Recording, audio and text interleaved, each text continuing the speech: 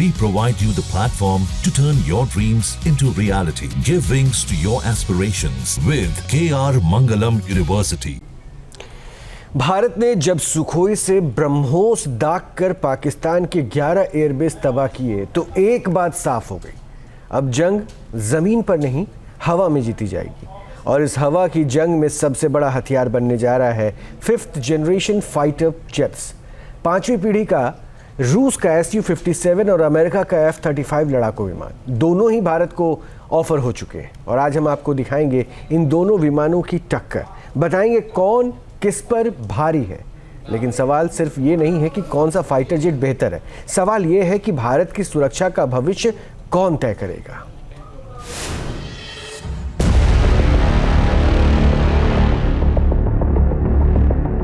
भारत के ऑपरेशन सिंदूर ने पाकिस्तान के फौजी घमंड को चूर चूर कर दिया।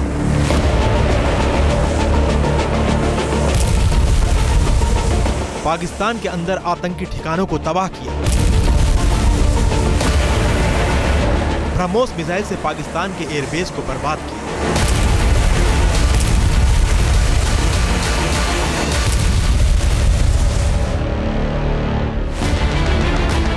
भारतीय सेना ने बिना पाकिस्तान के अंदर घुसे ऑपरेशन सिंदूर को अंजाम दिया। भारत के लड़ाकू विमान सुखोई Su-30 MKI और राफेल ने ऑपरेशन सिंदूर में अहम भूमिका निभाई। अब भारत ने दो टूक साफ कर दिया है, हर आतंकी हमले की पाकिस्तान को भारी कीमत चुकानी पड़ेगी। और ये कीमत पाकिस्तान की सेना चुकाएगी, पाकिस्तान की अर्थव्यवस्था चुकाएगी।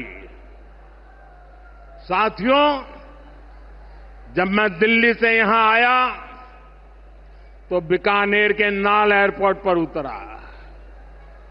पाकिस्तान ने इस एयरबेस को भी निशाना बनाने की कोशिश की थी, लेकिन वो इस एयरबेस को रत्ती भर भी नुकसान नहीं पहुंचा पाया।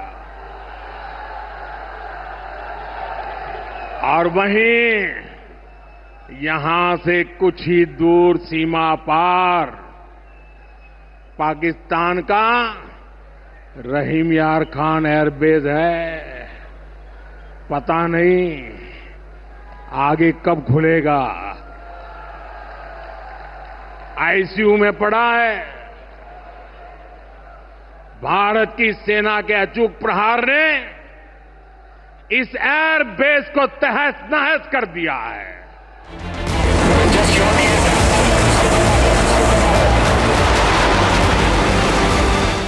भारत की हवाई सीमा के अंदर रहकर इन विमानों ने पाकिस्तान में भारी तबाही मचाई।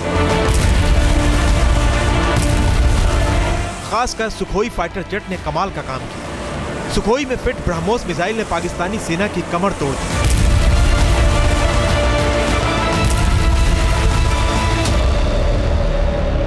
सुखोई विमान के जरिए ब्रह्मोस दागी गई, जिसने पाकिस्तान के 11 एयरबेस को तबाह कर पाकिस्तान को सरेंडर करने पर मजबूर कर दिया।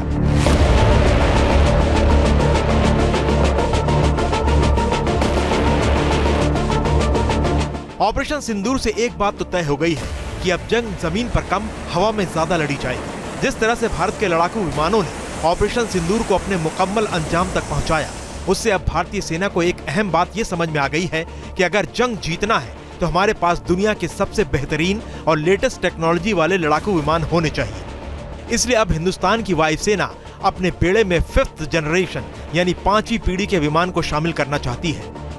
यही नहीं, पाकिस्तान भी 5वीं पीढ़ी के लड़ाकू विमानों को चीन से खरीदने जा रहा है। ऑपरेशन सिंदूर में गहरा घाव खाकर पाकिस्तान कैसे चीन और तुर्की के साथ मिलकर 5वीं पीढ़ी के विमानों को हासिल करने की कोशिश कर रहा है, यह आपको आगे बताएंगे। लेकिन उससे पहले ये जान लीजिए कि भारत पाकिस्तान तनाव ने दुनिया में अब 5वीं पीढ़ी के फाइटर जेट की जंग तेज कर दी है। शायद यही वजह है कि देश के राष्ट्रीय सुरक्षा सलाहकार अजित डोभाल अगले महीने रूस की यात्रा करने जा रहे हैं। वैसे तो डोभाल रूस से एयर डिफेंस सिस्टम S-400 की बाकी बची खेप की जल्द से जल्द सप्लाई के लिए कहेंगे। रूस भारत को 5 में से 3 S-400 मिसाइल डिफेंस सिस्टम दे चुका है। रूस को 2 और S-400 भारत को सौंपने हैं। लेकिन कुछ जानकारों का यह भी मानना है कि अजित डोभाल रूस से 5वीं पीढ़ी के लड़ाकू विमान सुखोई 57 को लेकर भी बात कर सकते हैं। हालांकि इस खबर की आधिकारिक पुष्टि नहीं है, लेकिन लड़ाकू विमान की जानकारी रखने वाले विशेषज्ञों का मानना है कि अगर भारत को हवा में अपना वर्चस्व कायम रखना है तो भारत को रूस की 5वीं पीढ़ी का फाइटर जेट सुखोई 57 की जरूरत होगी। अजीत डोभाल का दौरा ऐसे वक्त में हो रहा है जब रूस के राष्ट्रपति पुतिन भी इसी साल भारत के दौरे पर आने वाले हैं। इसी साल फरवरी में बेंगलुरु में हुए एयर इंडिया शो में रूस के सुखोई Su-57 ने भी अपना दमखम का प्रदर्शन किया था। रूस ने एरो इंडिया शो के दौरान ही भारत को Su-57 की पेशकश की थी। Su-57 कैसे बाकी विमानों से अलग है, इसके बारे में बताने से पहले ये जान लीजिए कि 5th जनरेशन यानी 5वीं पीढ़ी के लड़ाकू विमान होते क्या हैं। 5वीं पीढ़ी के विमान उन विमानों को कहा जाता है जो आधुनिक तकनीक से लैस होते हैं, जिनमें स्टील तकनीक, सुपरसोनिक रफ्तार, उन्नत एवियोनिक्स सुविधाएं, अत्यधिक एकीकृत computer system, low probability of interceptor radar, artificial intelligence का इस्तेमाल और मल्टी स्पेक्ट्रल लो ऑब्जर्वेबल डिजाइन शामिल है। 5th जनरेशन के फाइटर जेट्स में वो सारी खूबियां हैं जो कि समय के साथ तकनीकी बदलाव की वजह से आई हैं। हम सुपर मैन्यूवरेबिलिटी की बात कर लें, हम सुपर क्रूज की बात कर लें, या फिर हम स्टेल्थ टेक्नोलॉजी की बात करते हैं, ये सब कुछ 4th जनरेशन फाइटर जेट्स में नहीं था, जो कि 5th जनरेशन फाइटर्स की सबसे बड़ी खूबियां हैं। दरअसल 5th जनरेशन एयरक्राफ्ट एक ऐसी तकनीकी है जिसके अंदर पायलट जब बैठेगा तो उसको आसपास के तमाम इन्वायरमेंट की जानकारी अपने आप सिस्टम्स देने लग जाएंगे। उसको इस तरह से AI इनेबल किया जाएगा कि वो हर एक तरह के थ्रेट को, हर एक तरह के परसेप्शन को बहुत ईजिली समझ जाएगा। यानी कि यहाँ पर पायलट के लिए खतरा कुछ कम हो जाएगा और साथ ही साथ उसकी अटैक कैपेबिलिटीज नए नए वेपन्स के साथ बहुत ज़्यादा बढ़ जाएगी। 5वीं पीढ़ी के विमान 4थी पीढ़ी के लड़ाकू विमानों से अलग हैं और अत्यधिक प्रतिस्पर्धी युद्ध क्षेत्रों में संचालन करने में सक्षम होते हैं। ये विमान मल्टी स्पेक्ट्रल लो ऑब्जर्वेबल डिजाइन के साथ आते हैं जो उन्हें दुश्मन के अलग अलग सेंसर से बचाते हैं। इन विमानों में आत्म सुरक्षा, रडार जैमिंग जैसी विशेषताएं इन्हें और भी अधिक सुरक्षित और प्रभावी बनाती हैं। भारतीय वायुसेना के बेड़े में इस वक्त 5वीं पीढ़ी का एक भी विमान मौजूद नहीं है, लेकिन दुनिया में कई देशों के पास 5वीं पीढ़ी के फाइटर जेट हैं। अमेरिका की कंपनी लॉकहीड मार्टिन का F-22 रैप्टर 5वीं पीढ़ी का विमान है। लॉकहीड मार्टिन का ही F-35 भी 5वीं पीढ़ी का लड़ाकू विमान है। रूस का सुखोई Su-57 5वीं पीढ़ी का ही विमान है। चीन का विमान J-20 5वीं पीढ़ी का लड़ाकू विमान है। चीन का एक और विमान J-35 भी 5वीं पीढ़ी का जेट है। तुर्की भी 5वीं पीढ़ी का TAI-TF कान विमान बना रहा है। उत्तर कोरिया भी 5वीं पीढ़ी का KI-KF-21 विमान बना रहा है। भारत के पास 5वीं पीढ़ी का विमान नहीं है, इसलिए रूस ने Su-57 फाइटर जेट का ऑफर दिया तो अमेरिका ने भी भारत के सामने F-35 लड़ाकू विमान बेचने की पेशकश कर दी। इसी साल फरवरी में प्रधानमंत्री मोदी के अमेरिका यात्रा के दौरान राष्ट्रपति ट्रंप ने F-35 विमान का खुलेआम ऑफर भारत को दिया। Starting this year, we'll be increasing military sales to India by many billions of dollars. We're also paving the way to ultimately provide India with the F-35 stealth fighters.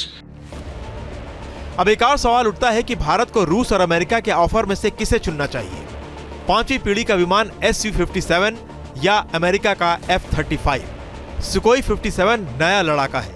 रूस इसे दुनिया का सबसे बेहतरीन 5th जनरेशन फाइटर जेट होने का दावा करता है। यूक्रेन में चल रहे युद्ध में रूस ने इसका इस्तेमाल भी किया है। अभी तक ये किसी और देश की वायुसेना में शामिल नहीं है, लेकिन रूस ने हाल ही में सुखोई Su-57M फाइटर जेट का आर्टिफिशियल इंटेलिजेंस आधारित संस्करण का कामयाब टेस्ट किया। Su-57M दरअसल Su-57 का एक एडवांस्ड वर्जन है।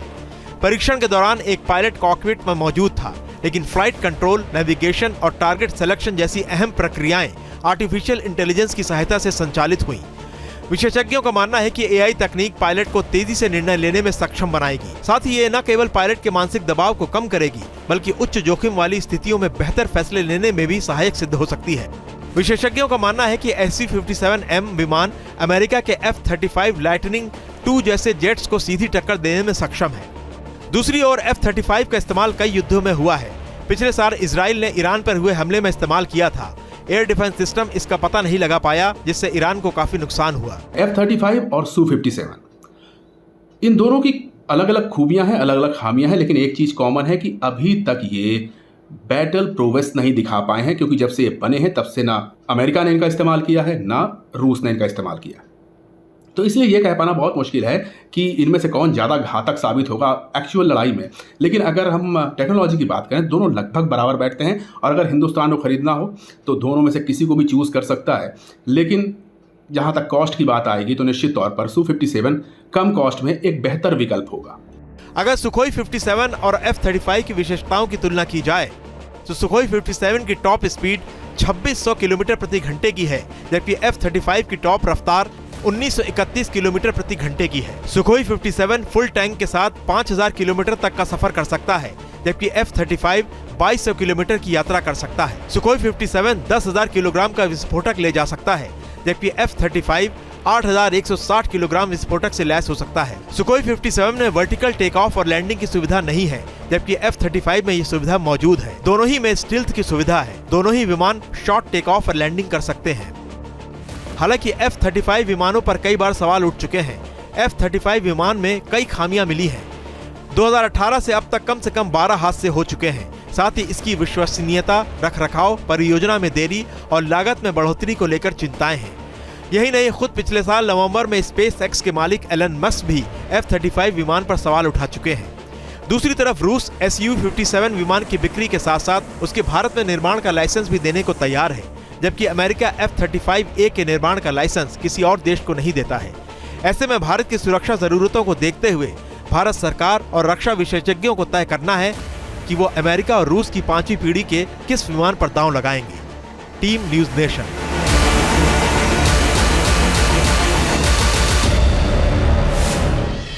न्यूज नेशन अब व्हाट्सएप पर। खबरों के ताजा अपडेट के लिए न्यूज नेशन के इस QR कोड को स्कैन करें।